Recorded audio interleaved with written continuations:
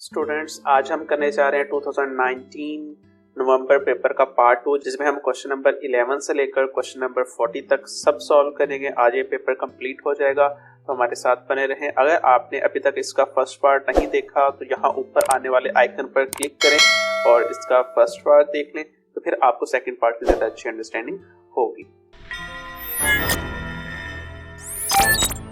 Okay students, तो question number 11 देखते हैं।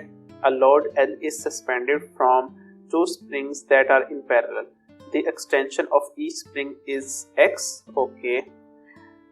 इस तरह पैरेलल में स्प्रिंग को अटैच किया गया, यहाँ पर लोड अटैच किया गया और इनकी एक्सटेंशन, ये जो एक्सटेंशन हो रही है ये x एक्सटेंशन हो रही है, जो इंक्रीज आया है लेंथ में।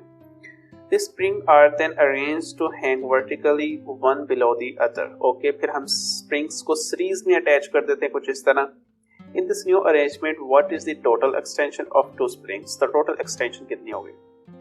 स्टूडेंट्स अब देखें, पहले सपोज कर लेते हैं कि इस स्प्रिंग की जो लेंथ थी वो स्मॉल l है। सपोज अब हमने इन दोनों स्प्रिंग्स की लेंथ सेम थी, हमने इनको अटैच कर दिया। अब ये टोटल जो लेंथ बन गई इस स्प्रिंग की वो कितनी हो गई है? 2l, यानी कि टोटल लेंथ जब वो डबल हो गई, पहले l थी अब 2l हो गई, डबल हो गई।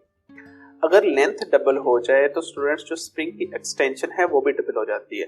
तो पहले इस स्प्रिंग की एक्सटेंशन x हो रही थी, अब होगी 2x, और इसी तरह इस स्प्रिंग की भी एक्सटेंशन पहले x हो रही थी, अब 2x होगी। तो टोटल एक्सटेंशन कितनी हो जाएगी? In new arrangement what is the total extension of two spring? वो हो जाएगी 4x। टोटल दोनों ऐड हो जाएंगी ना, तो टोटल एक्सटेंशन 4x होगी, तो डी पार्ट करेक्ट होगा। ओके स्टूडेंट्स, तो क्वेश्चन नंबर 12 की तरफ चलते हैं। The diagram shows 3 tubes P, Q and R. Each tube contains air trapped by a water column. Okay. Which statement is correct? The pressure of the trapped air is equal in tubes P, Q and R. क्या सब में pressure same है? We know that pressure किसके equal होता है? Force per unit area. अब यहाँ पर जो force है वो air का weight होगा, यानी कि weight divided by area जो है यहाँ पर pressure होगा। तो स्टूडेंट्स देखें, यहाँ पर एरिया कम है तो एयर भी ऊपर कम है उतनी ही, यहाँ पर एरिया ज्यादा है तो एयर भी ज्यादा है, और यहाँ पर एरिया और ज्यादा इंक्रीज हो गया और एयर भी ज्यादा हो गई है। तो इट्स मीन कि सब में अगर एयर वेट ज्यादा हो रहा है तो एरिया भी ज्यादा हो रहा है, तो प्रेशर जो है वो सब में ऑलमोस्ट कांस्टेंट ही रहेगा। तो स्टूडेंट्स ए पार्ट ही करेक्ट होगा।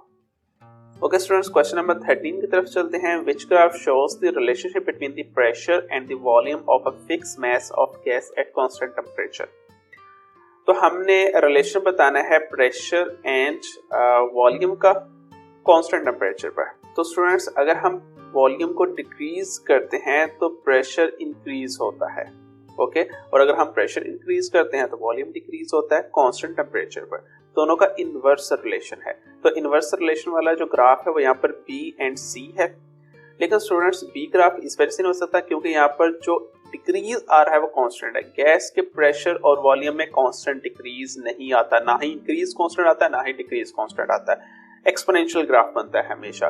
ओके, तो सी पार्ट करेक्ट होगा क्योंकि इसमें जो चेंज आ रहा है, डिक्रीज आ रहा है, वो कांस्टेंट नहीं है, तो एक्सपोनेंशियल है, तो it's mean C part correct होगा। ओके स्टूडेंट्स, क्वेश्चन नंबर 14 की तरफ चलते हैं। An object x has mass m and velocity v. A second object y has mass 2m and velocity 2v. Okay, what is the value of the ratio kinetic energy of y divided by kinetic energy of x? तो y की kinetic energy क्या होगी? अब we know that कि kinetic energy होती है half m, कितना है 2m y का, और v स्क्वायर यानी कि 2v का स्क्वायर डिवाइडेड बाय हाफ जो x ऑब्जेक्ट है उसका mass m है और velocity v है तो v स्क्वायर। ओके स्टूडेंट्स, ये हाफ हाफ से कैंसिल आउट हो जाएगा और m से कैंसिल आउट हो जाएगा। तो अगर मैं इसको सिंप्लीफाई करूँ थोड़ा सा तो ये 2 आ जाएगा, यहाँ पर 2 का स्क्वायर 4v स्क्वायर हो जाएगा और डिवाइडेड बाय v स्क्वायर है, ये v स्क्वायर से कैंसिल और आ जाएगा हमारे पास आंसर 8। तो रेशियो जो है वो 8 आ रही है, तो डी पार्ट करेक्ट होगा।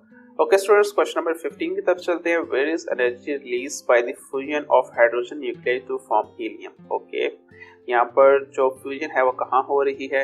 इन the nuclear power station. No, nuclear power station में फिशन रिएक्शन होता है, फ्यूजन रिएक्शन नहीं होता। बी पार्ट की तरफ चलते हैं। In are radio active isotopes emitting alpha particles. No, C है in the core of the earth, no in the core of the sun, yes sun की कोर में फ्यूजन रिएक्शन हो रहा है क्योंकि फ्यूजन रिएक्शन को स्टार्ट करने के लिए बहुत ज़्यादा टेम्परेचर होना चाहिए और सन की कोर में बहुत ज़्यादा टेम्परेचर है जिसकी वजह से 2 एटम्स कंबाइन होते हैं और न्यू एटम बनता है, तो उसे हम फ्यूजन रिएक्शन कहते हैं।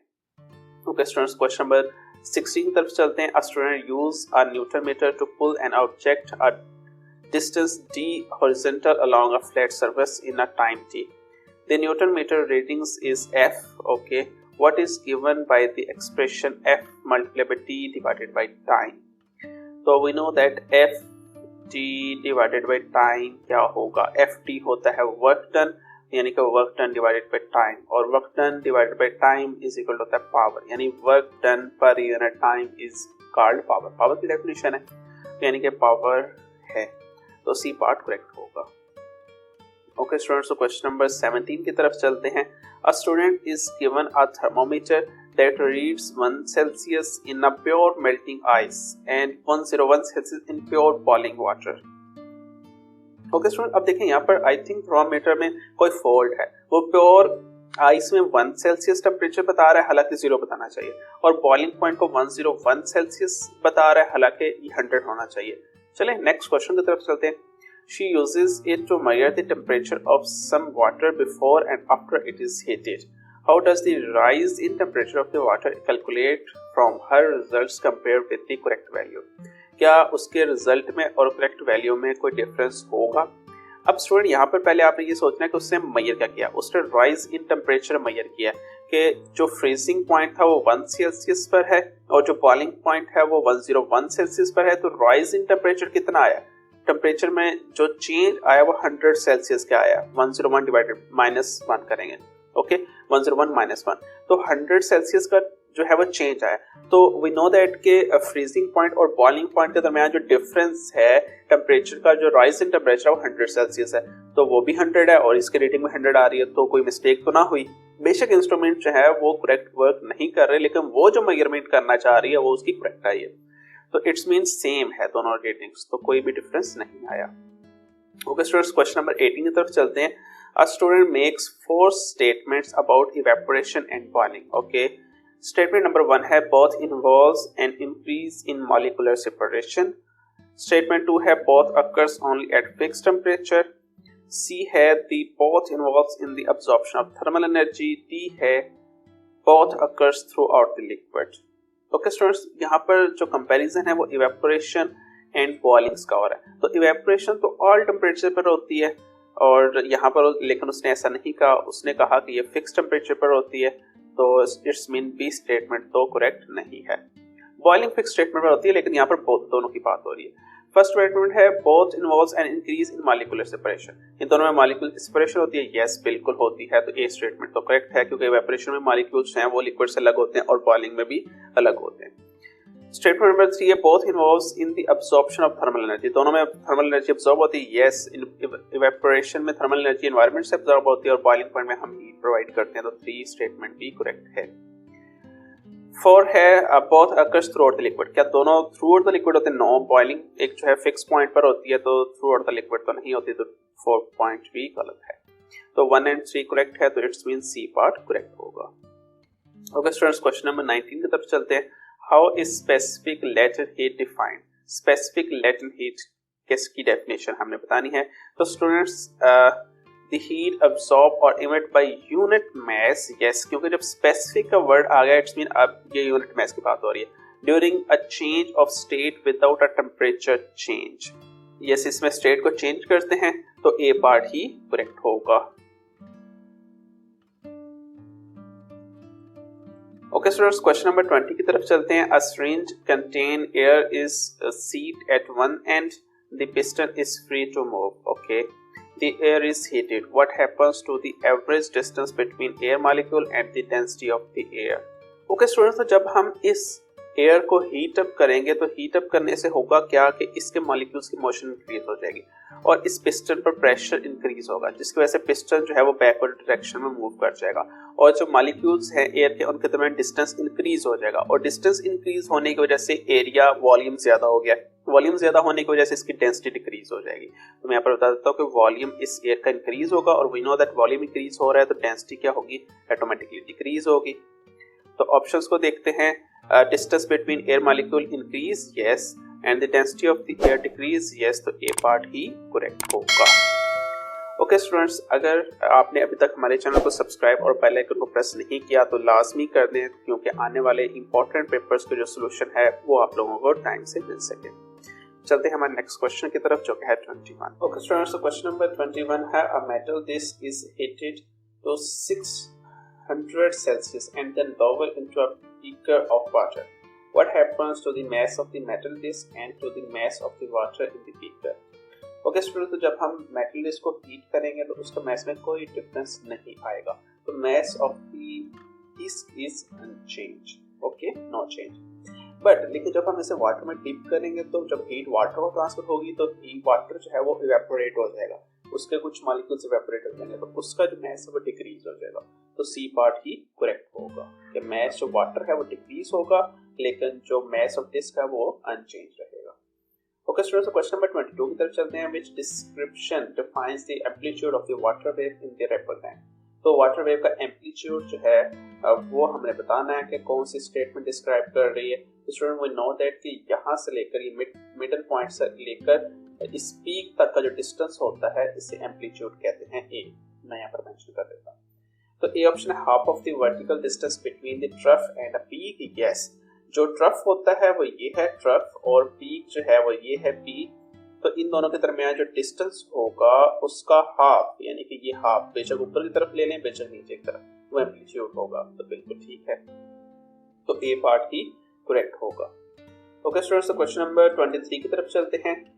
Here are 4 statements about wavefront. Wavefront के बारे में 4 statements है, रीड कर लेते हैं। One है wavefronts from a point source are straight lines. No, point source से जो waves निकलती हैं वो circular होती हैं। Okay. Point 2 है wavefronts from a point source are circular. Yes, circular ही होती हैं। 3 है wavefronts are parallel in the direction of the energy movement. No. अब देखिए यहाँ से वेव जनरेट हुई है तो एनर्जी कुछ इस डायरेक्शन में मूव करेगी, लेकिन जो वेव फ्रंट है वो इसके परपेंडिकुलर मूव करते होते हैं। तो 4 देखते हैं, wave fronts are perpendicular to the direction of the energy movement. Yes, तो 4 पॉइंट बी करेक्ट है। तो 2 एंड 4 जो है वो करेक्ट स्टेटमेंट है, तो डी पार्ट करेक्ट होगा। ओके स्टूडेंट्स, क्वेश्चन नंबर 24 की तरफ चलते हैं। An object O is placed in front of plane mirror. Okay, I is the image form. Okay, ये इमेज बन रही है, ये ऑब्जेक्ट है। मसला क्या है? मसला ये है a ray from the top of the object is incident on the mirror at x. Okay, what happens is this to this ray. Okay students, तो पहले हम देख लेते हैं इस रे के साथ होगा क्या। ये टॉप से अगर एक रे आ रही है वो x पर इंसिडेंट हो रही है, तो क्योंकि ये मिरर है तो मिरर से रे रिफ्लेक्ट होना है और रिफ्लेक्ट किस डायरेक्शन में होना है, इस डायरेक्शन में, इस डायरेक्शन में रिफ्लेक्ट हो जाएगी। और इमेज यहाँ क्यों बढ़ रही है, क्योंकि इमेज है विजुअल। जब हम इस रे को बैकवर्ड डायरेक्शन में मूव करेंगे तो वो ऐसे लगेगा जैसे कि वो इमेज के टॉप से आ रही है, तो वहां पर क्योंकि रेस मिलती है जाकर तो वहां पर इमेज फॉर्म होती है। तो ऑप्शंस को देखते हैं। ए है it reflects and passes through the bottom of O, ये ए पार्ट करेक्ट नहीं है। बी पार्ट है it reflects and passes through the top of O, no. It reflects as through it come from the bottom of I, no. ये इस तरह reflect होगी कि हमें लगेगा ये आई के टॉप से आ रही है। It reflects as through it come from the top of I, yes, D part correct होगा। ये इस तरह रिफ्लेक्ट होगी कि हमें ऐसे फील होगा जैसे आई के टॉप से आ रही हो। ओके स्टूडेंट्स, इस वजह से हमें इमेज यहाँ नजर आती है। तो नेक्स्ट क्वेश्चन की तरफ चलते हैं जो कि है question number 25। The diagram shows light passes from glass into air. Okay, यहाँ ग्लास है और ग्लास से एयर में इंटर हो रही है। What is the name of the angle P? तो एंगल P का जो नेम है इसे इंसिडेंट एंगल IB कहते हैं, क्योंकि यहाँ रे आ रही है, ये इंसिडेंट हो रही है इस सरफेस पर और यहाँ से ये रिफ्लेक्ट हो गई है, इसे रिफ्लेक्टिंग रे भी कहते हैं। तो ए ऑप्शन है कि angle of incidence, yes P जो है एंगल ऑफ इंसिडेंट है, तो ए पार्ट ही करेक्ट होगा। नेक्स्ट क्वेश्चन नंबर 26 की तरफ चलते हैं। An object is placed in front of converging lens of the focal length 4 cm. The height of the image is 6 cm. The arrangement is shown on the scale diagram. Okay. What is the linear magnification produced by the lens? तो linear magnification हमने देखनी है जो कि इस lens से produce हो रही है। तो we know that जो magnification होती है linear magnification वो आएगी height of image divided by height of object। तो यहाँ देखते हैं हाइट ऑफ ऑब्जेक्ट कितने यूनिट्स हैं, यहाँ पर मैं मेजर कर लेता हूँ 1 यूनिट, 2 यूनिट, 3 यूनिट, 4, 5, 6, 7, 7.5। और इमेज की मैं यूनिट्स देख लेता हूँ कितने हैं 1, 2, 3, 4, 5, 6, 7, 8, 9, 10, 11, 12, 13, 14, 15। तो स्टूडेंट्स देखें जो ऑब्जेक्ट की हाइट है वो यूनिट्स में ही लिख लेता हूँ मैं, ताकि वो हमारे पास मेजरमेंट आ जाए। जो इमेज की हाइट है वो 15 यूनिट है और जो ऑब्जेक्ट की हाइट है वो 7.5 यूनिट्स है। डिवाइड करेंगे तो हमारे पास आंसर 2 आएगा। इट्स मीन मैग्निफिकेशन 2 होगी जो कि सी पार्ट है। ओके स्टूडेंट्स, अब नेक्स्ट क्वेश्चन की तरफ चलते हैं जो कि है 27। Which shows the speed of sound in air, Ca, liquid Cl and solid Cs in order from slowest to fastest। तो we know that students जो slowest speed होती है साउंड की वो एयर में होती है, लिक्विड में सबसे ज्यादा होती है और सॉलिड में सबसे ज्यादा होती है। तो कुछ इस तरह बनेगा हमारे पास रिलेशन ये। तो ऑप्शंस को देखते हैं Ca yes, then Cl, then Cs, तो C पार्ट करेक्ट होगा। ओके स्टूडेंट्स, क्वेश्चन नंबर 28 की तरफ चलते हैं। A man stands 80 meter in front of a cliff face. He makes a loud bang and listen for the echo. He makes a loud bang once every second. He hears an echo exactly halfway between the bang that caused it and the next bang. What is the speed of the sound? तो student जैसे कि यहाँ पर बताया गया कि जो eco produce हो रही है वो हाफ में आ रही है, यानी कि वो 1 सेकंड के बाद साउंड प्रोड्यूस कर रहा है, तो जो इको है वो 0.5 सेकंड में उससे सुनाई दे रही है। तो स्टूडेंट्स यहाँ पे आपको मैं अंडरस्टैंडिंग करवा देता हूँ। फॉर एग्जांपल ये एक क्लिप है, यहाँ पर स्टूडेंट है, साउंड प्रोड्यूस कर रहा है। साउंड जो है वो पहले इस क्लिप तक जा रही है, रिफ्लेक्ट बैक होकर दोबारा उसे सुनाई दे रही है। इस टोटल टाइम हो रहा है इसमें 0.5 सेकंड।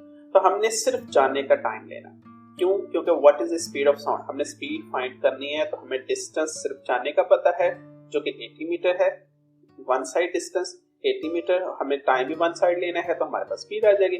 तो वन साइड टाइम कितना आएगा, 0.5 का हाफ करेंगे तो 0.25 सेकंड्स आ जाएगा। ओके स्टूडेंट्स, तो हम इसे कहेंगे speed. We know that distance covered by time, distance divided by time. Distance 80 metre है, टाइम हमारे पास 0.25 है, डिवाइड करेंगे तो आंसर आ रहा है 320 सेकंड्स। तो डी पार्ट करेक्ट होगा। ओके स्टूडेंट्स, क्वेश्चन नंबर 29 की तरफ चलते हैं। The diagram shows 2 magnetic field lines of the magnetic field around 2 power magnets, okay, which shows the magnetic poles at end P and Q of the 2 magnets, okay।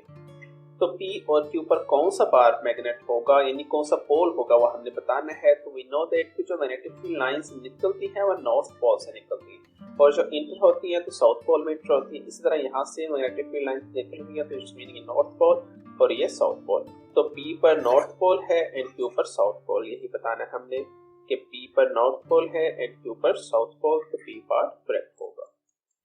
Okay students, तो question number 30 की तरफ चलते हैं। A metal plate X is attached to Earth by a battery. The plate has a positive charge. Okay.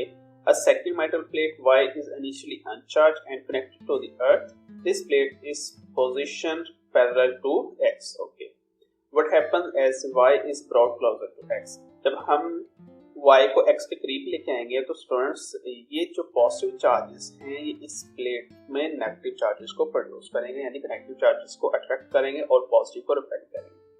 तो क्योंकि ये grounded है तो अर्थ से नेगेटिव चार्ज जो है वो इस प्लेट में आ जाएगा और इस प्लेट पर नेगेटिव चार्ज प्रोड्यूस हो जाएगा। ये option electron flows from Y to earth only. Electron flow करेंगे वाई से अर्थ पर, नो, अर्थ से वाई की तरफ फ्लो करेंगे। Electron flow to Y from the earth, yes, earth से वाई में इलेक्ट्रॉन आएंगे, तो बी पार्ट करेक्ट होगा। स्टूडेंट्स अगर किसी किस्म का कोई क्वेश्चन हो तो आप हमसे कमेंट सेक्शन में पूछ सकते हैं, मैं इंशाल्लाह आपको कमेंट में आंसर कर दूंगा, और अगर उसकी एक्सप्लेनेशन की जरूरत हुई तो मैं उसकी वीडियो बनाकर अलग से अपलोड भी कर दूंगा आपके लिए। और अगर आप इसके अलावा भी कोई पर्सनली क्वेश्चन कोई भी पूछना चाहें तो व्हाट्सएप नंबर भी नीचे शेयर किया गया, हमारे सोशल मीडिया अकाउंट्स की लिंक्स भी शेयर किए गए, आप उनके थ्रू हमसे कॉन्टैक्ट करके किसी किस्म की कंफ्यूजन फिजिक्स से रिलेटेड या कोई क्वेश्चन आप हमसे पूछ सकते हैं। ओके, चलते हैं नेक्स्ट क्वेश्चन की तरफ। क्वेश्चन नंबर 31 है students, the diagram shows a metal lightning conductor attached to a building. Okay, Why is the lightning conductor made of copper? तो कॉपर से क्यों बनाया जाता है, रीजन हमने बतानी है। ऑप्शन ए है both positive and negative charges can flow through copper। ये तो किसी भी कंडक्टर से फ्लो कर सकते हैं, जो कंडक्टर होता है उससे पॉजिटिव चार्ज भी फ्लो कर सकता है, नेगेटिव भी। बी ऑप्शन है copper can be electrostatically charge. No, copper neutral होती है, उस पर कोई चार्ज नहीं होता। सी ऑप्शन है so the lightning conductor has a low electric resistance. Yes, copper की इलेक्ट्रिक रेजिस्टेंस बहुत कम होती है, तो इस वजह से हम कॉपर को यूज करते हैं। ओके स्टूडेंट्स, तो क्वेश्चन नंबर 32 की तरफ चलते हैं। Which symbol does not represent a power source? तो कौन सा पावर सोर्स है, ये बैटरी सोर्स है, पावर का ही है। बी ये वोल्ट मीटर का सिंबल है, तो बी जो है ये पावर सोर्स नहीं है। ओके स्टूडेंट्स, क्वेश्चन नंबर 33 की तरफ चलते हैं। The resistors of different resistances are connected to a power supply in either a parallel circuit or a series circuit. Which statement is correct? तो रेजिस्टर को हमने parallel circuit में भी connect किया है और सीरीज में भी कनेक्ट किया है, तो हमने ऑप्शन देख के बताना है कौन सा करेक्ट है। The current is the same in all the resistors connected in parallel. No, parallel combination में करंट डिवाइड हो जाता है, तो ए पार्ट करेक्ट नहीं। बी है the current is the same in all resistors connected in series. Yes, series में current सब resistors में से सेम पास होता है, तो बी पार्ट करेक्ट होगा। क्वेश्चन नंबर 34 है an ammeter is connected to 3 resistors and a power supply. Which arrangement of resistors give the greatest ammeter reading? तो कौन सी अरेंजमेंट जो है वो ग्रेटेस्ट एमीटर रीडिंग देगी? तो एमीटर की रीडिंग ग्रेटेस्ट तब होगी जब सर्किट में से हाईएस्ट करंट पास होगा, और हाईएस्ट करंट तब पास होगा जब उसमें रेजिस्टेंस कम होगी। तो सबसे ज्यादा कम रेजिस्टेंस तब होती है जब हम रेजिस्टेंस को पैरेलल कॉम्बिनेशन में कनेक्ट करते हैं, तो ए पार्ट ही करेक्ट होगा। बाकी सब में रेजिस्टेंस ज्यादा होगी क्योंकि सीरीज में एक रेजिस्टेंस अटैच है। तो नेक्स्ट क्वेश्चन नंबर 35 की तरफ चलते हैं। A hot plate on an electric cooker contains 2 identical resistors. This switch has 3 positions. Position 1, the 2 resistors are connected in series to this main supply. Position 2 है the 2 resistors are connected in parallel to the main supply. Position 3 है just one resistor is connected to the main supply. Okay, one resistor connected है. Which position correspond to the low, the medium and the high power setting? तो students, सबसे ज्यादा high power तब होगी जब resistance लो होगी, तो सबसे ज्यादा लो रेजिस्टेंस होगी पैरेलल में, तो हाई पावर 2 होगी, यानी कि हाई पावर जो है वो 2 कॉम्बिनेशन होगा। ओके, तो इसको ये कट हो सकता है। एंड देन बात करते हैं मीडियम की, तो मीडियम तब होगा जब एक रेजिस्टेंस ऑन है और दूसरी ऑफ है, यानी कि 3 जो है मीडियम में आएगा। 3 मीडियम में इसमें आ रहा है, जस्ट इट्स मीन कि ये बी पार्ट ही करेक्ट होगा। ओके स्टूडेंट्स, तो क्वेश्चन नंबर 36 की तरफ चलते हैं। A mains electric circuit is fitted with a circuit breaker rather than a fuse. Okay, where is the circuit breaker connected and what happens when the current is too large? तो students, जब current बहुत ज्यादा large होगा और हमने यहाँ पर circuit breaker लगाया हुआ है, तो वो क्या होगा, ऑटोमेटिकली स्विच ऑफ हो जाएगा, यानी कि सर्किट ओपन हो जाएगा इलेक्ट्रोमैग्नेटिक फील्ड इंक्रीज होने की वजह से, क्योंकि सर्किट ब्रेकर में इलेक्ट्रोमैग्नेटिक फील्ड यूज होती है। तो circuit breaker is connected in live wire. Yes, circuit breaker को लाइव वायर में ही कनेक्ट करते हैं। A thin wire melts. No, इसमें वायर मेल्ट नहीं होती सर्किट ब्रेकर में। बी ऑप्शन है the circuit breaker is on live wire. Yes, and electromagnetic open a switch. Yes, electromagnet जो है वो स्विच को ओपन कर देगा, तो बी पार्ट करेक्ट होगा। ओके स्टूडेंट्स, क्वेश्चन नंबर 37 की तरफ चलते हैं। Transformer are used to transmit electrical energy between power station and transmission cable as shown. Okay, what is the purpose of the transformer in the diagram? तो उस transformer को क्यों लगाया गया है? पावर स्टेशन से जब हम ट्रांसमिशन के थ्रू जो एनर्जी है वो हमने घरों तक पहुंचानी होती है, तो हम वोल्टेज को इंक्रीज कर देते हैं। यहाँ पर मैं लिख देता हूँ कि पोटेंशियल डिफरेंस जिसे हम वोल्टेज कहते हैं उसे हम इंक्रीज कर देते हैं। इसके इंक्रीज करने से फायदा क्या होता है कि जो करंट है वायर्स में वो डिक्रीज हो जाता है और स्मॉल करंट को ट्रांसफर करना इजी होता है, रेजिस्टेंस कम फेस करनी पड़ती है, करंट जाया नहीं होता, रेजिस्टेंस की वजह से एनर्जी लॉस नहीं होता। ऑप्शन ए है to decrease the current, yes, and potential difference for the power station. No, potential difference को डिक्रीज नहीं करते, पोटेंशियल डिफरेंस को तो इंक्रीज करते हैं। ऑप्शन बी है to decrease the current, yes, and increase the potential difference for power stations. Yes, B part ही correct है। करंट को डिक्रीज करते हैं और पोटेंशियल डिफरेंस को इंक्रीज करते हैं पावर स्टेशन पर। नेक्स्ट क्वेश्चन नंबर 38 की तरफ चलते हैं। A thermistor warms up as the current in it increases. Okay. Which graph shows how the voltage V across the thermistor change as the current I through it is increased? तो जैसे हम current I increase करेंगे तो होगा क्या कि जो voltage है वो भी इंक्रीज होंगे। ओके स्टूडेंट्स, तो वोल्टेज इंक्रीज किस तरह होंगे?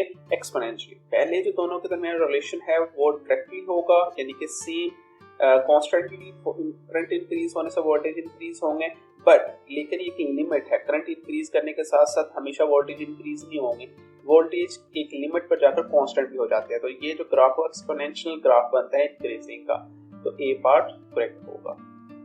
ओके स्टूडेंट्स, क्वेश्चन नंबर 39 की तरफ चलते हैं। Radioactive substance are used as tracers in medical examinations. A liquid tracer is injected into patients. A doctor 20 cm above the patient shows where the radioactive substance is in the body. What is the best radioactive substance to use? ये option है an alpha particle. No, alpha particle use नहीं कर सकते। हाँ, body में alpha particles inject करेंगे तो जब वो बॉडी से बाहर निकलने की कोशिश करेंगे वो तो बॉडी को डैमेज कर देंगे, हमारे सेल्स को डैमेज कर देंगे, तो कैंसर हो जाएगा। तो अल्फा पार्टिकल्स को बिल्कुल यूज नहीं कर सकते। C gamma particles, yes. A meter with half life of few hours, yes, वो हम गैमा पार्टिकल इंजेक्ट करेंगे जिसकी हाफ लाइफ कुछ और हो ताकि हम जल्द उस गैमा रेडिएशंस को डायरेक्ट करके उसका इलाज भी कर सके पेशेंट का। ठीक है, तो सी पार्ट ही करेक्ट होगा। क्वेश्चन नंबर 40 है, an isotopes of lead okay is radioactive. After 3 decays 2 beta particles and alpha particle have been emitted. Another radioactive isotopes of lead is formed. Okay, what is the mass number of the new isotopes of the lead? तो जो new isotopes बना है उसका mass number कितना है students? सबसे पहले जब बीटा पार्टिकल्स रिलीज होता है तो उसका इफेक्ट होता है प्रोटॉन नंबर पर, यानी कि जिसे हम एटॉमिक नंबर कहते हैं। मास नंबर पर इफेक्ट नहीं होता, तो इसको तो हम डिस्कस नहीं करेंगे बीटा पार्टिकल को, क्योंकि हमें जस्ट मास नंबर में जो इंक्रीज हुआ है वो कैलकुलेट करना है। तो अल्फा पार्टिकल डिके हुआ तो हम देख लेते हैं कि अल्फा पार्टिकल जो डिके हुआ है उससे कितना मास नंबर पर इफेक्ट होता है। तो स्टूडेंट्स, अल्फा पार्टिकल जो होता है उसका प्रोटॉन नंबर होता है 2 एंड मास नंबर होता है 4, यानी कि 4 मास नंबर डिक्रीज होगा तो यहाँ आ जाएगा 208 डिक्रीज होकर, तो बी पार्ट करेक्ट होगा। ओके स्टूडेंट्स, आज का हमारा यहाँ लेसन खत्म होता है। इस लेसन से रिलेटेड यहाँ इस पेपर से रिलेटेड किसी किस्म का क्वेश्चन हो तो आप हमसे कमेंट सेक्शन में पूछ सकते हैं। अपना बहुत सारा ख्याल रखिएगा। खुदा हाफिज़। जल्दी मिलते हैं नेक्स्ट वीडियो के साथ जिसमें हम सॉल्व करेंगे 2020 के पेपर्स P1। ओके, खुदा हाफिज़।